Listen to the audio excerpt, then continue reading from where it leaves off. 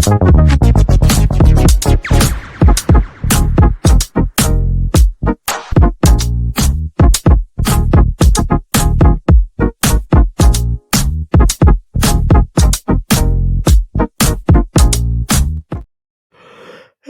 boy. Oh. God, still waking up from Saturday. Russ and the West Ham Network. Hope you are all safe and well. It's Monday, but the Bud and Christmas decorations are up. I needed something after Saturday. So what I thought I'd do today is work's very busy, so I can't do a live show today, to be honest. But what I thought I'd do is give you my views of the game and what we can do to look ahead. Hammers headlines. We've got some transfer news, some news about the West Ham women, and looking ahead to the Newcastle game as well. Yes, we are looking ahead to it as we now enter a international break. How exciting! Not, but in a weird way, talking to Alex about it on Saturday, it might be a good thing to have an international break. Maybe. Now, I very much doubt any decisions going to be made in terms of who's going to be in the dugouts against Newcastle. I'm pretty sure it's going to be Julian Lopetegui. Now, the setup. I mean, obviously, we had no Kudus, no Fulkrug. We knew no Alvarez.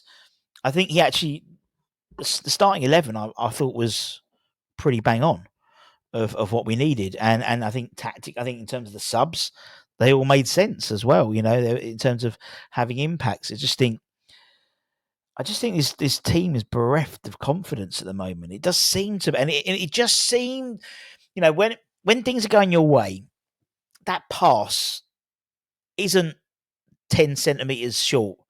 It's just on the toe. The ball rebounds and falls to your feet. The Somerville shot, it goes inside the post rather than outside the post.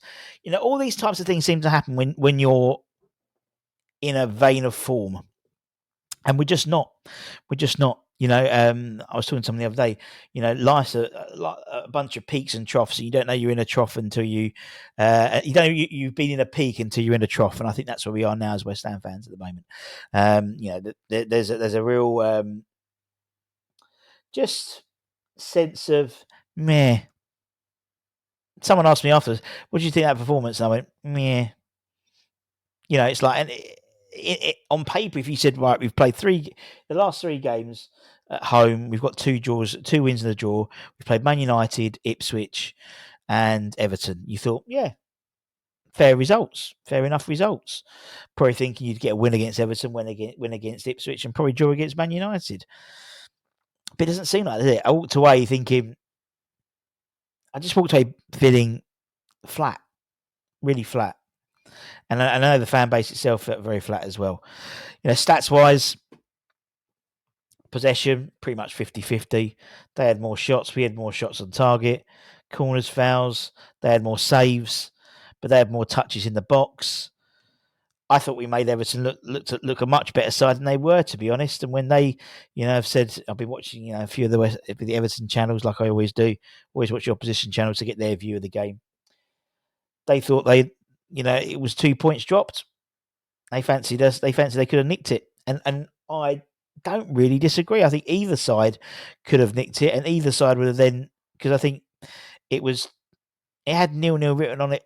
I text Holly when I knew Holly was going to be there. I said it's got 0-0 written all over it. You picked the wrong game to come back from your maternity leave in terms of West Ham games, and it was like that. Well, there's a few good performances. I thought Crescentia Somerville had a great game. I've got his stats, and actually, it's a really telling stat in a minute. 41 touches, pass accuracy 74%, possession 13. But look at that big red dot. That's in the defensive half. That's not where you want Crescentia Somerville. You don't want him there. You want him in the attacking half on the right hand side. Just not, and he drifted around a little bit as well. He did some great tracking back, I thought, there at the first half. I think it was Decore, great run back, but I don't want him there. I want him up top. He sort of.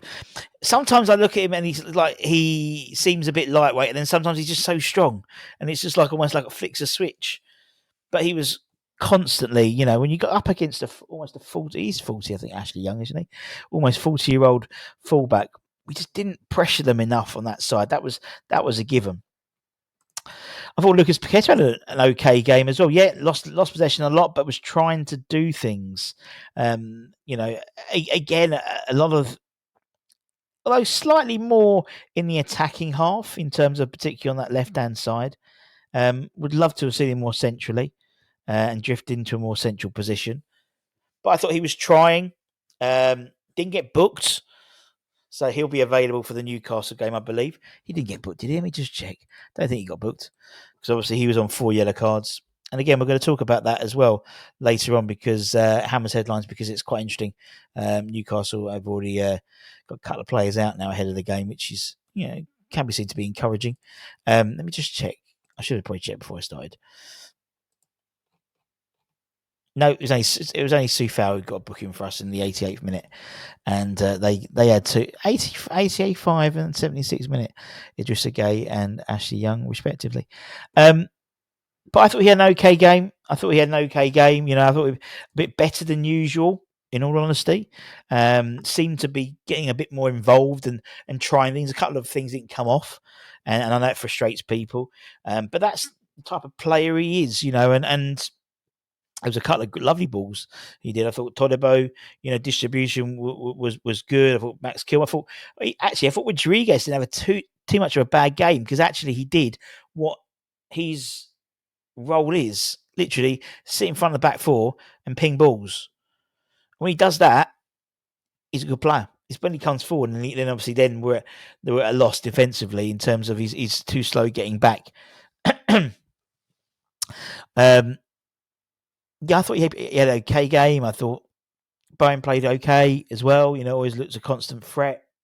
I thought it was interesting to see the substitution when he brought on Sufal for Wan-Bissaka. I think that wasn't just necessarily a tactical. I think there was you could see there was when he got subs. I noticed he stood there chatting to Todibo for a good minute or so before he went off, and then he sort of slumped off. So whether there was a bit of frustration there, quite possibly.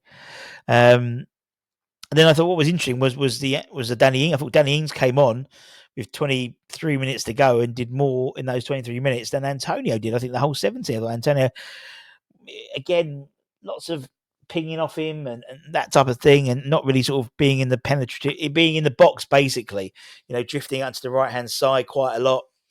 Which is fine, but if you haven't got anyone in the middle, I quite say some of it was trying to play the middle a bit, but arguably he's not strong enough to hold the ball up in those situations. Same as Bowen isn't strong enough to hold the ball up in those situations. Indeed, you look at the stats between the two of them.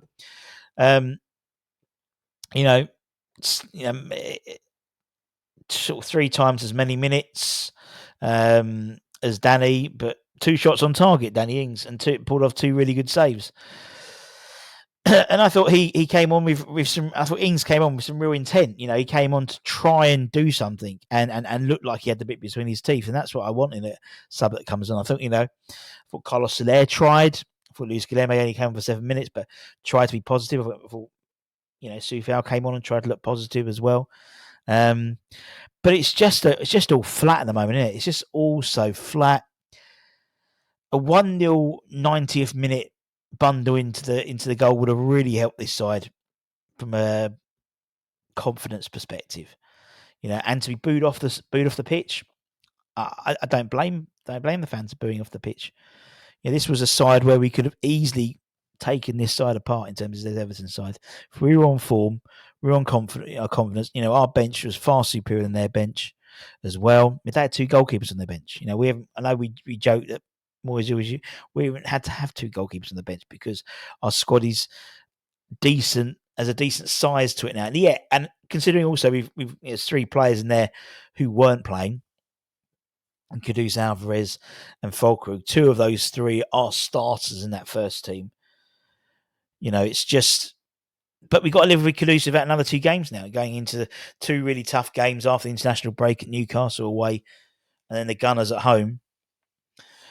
And then Kudus being back for the Leicester game, hopefully on the 3rd of December, as long as there's no injuries on the international break. Obviously, he's going out with the Ghanaian international side. You've got Paqueta going for international duty. You've got Souček.